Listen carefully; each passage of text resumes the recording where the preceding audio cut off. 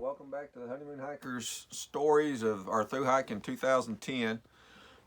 We just left Irwin after getting our bellies full and pigging out at the Pizza Plus buffet, and we've made it over Rome Mountain. Of course, that's where the highest shelter on the AT is, over 6,000 feet.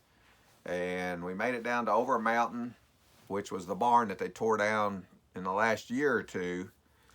And we stayed the night there. It was cold as could be, and I bet you there was 40, 50 hikers up in the top. And when we got up the next morning, everything literally was froze solid, literally. Shoes, socks, everything. Clothes. We actually borrowed some tights and stuff from John because our pants, everything was just froze, just so we could make it to Mountain Harbor Hostel. Once we got up to the Balds and got down to Doll Flats and stuff, of course the sun come out and it was warm. By the time we got down to Mountain Harbor, it's probably 70 degrees.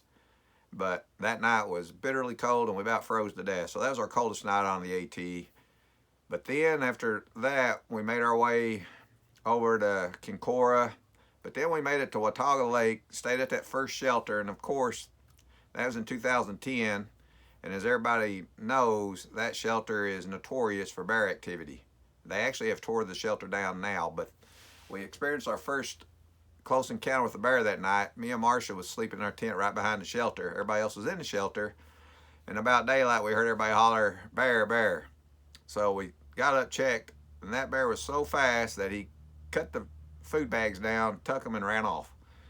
And got most of our friends, Sid and John's, food. But we split our food with them and continued hiking to Damascus. And to show you how great the hikers are, this one guy was doing the almost 50-mile challenge from Kincora all the way to Damascus that day. And we stopped at this water source, was having lunch, and he heard our story about the bear and how it stole the food.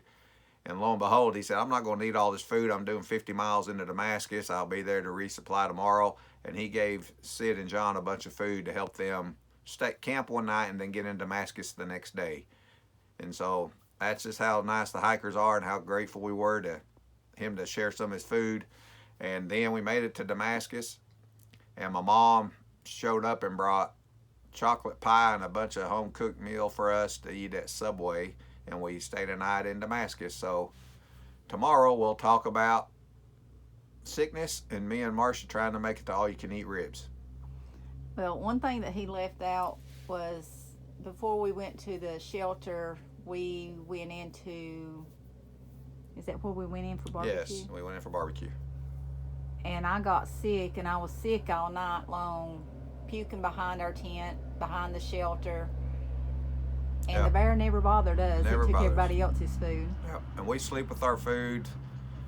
We have for 19,000 miles now. We've always had our food in our tent with us. We've never had a bear problem, never had any problems. We conceal it real good, but we don't recommend it to anybody. But, you know, hike your own hike. And after that incident, John and Sid both said, "Do you mind sleeping with our food?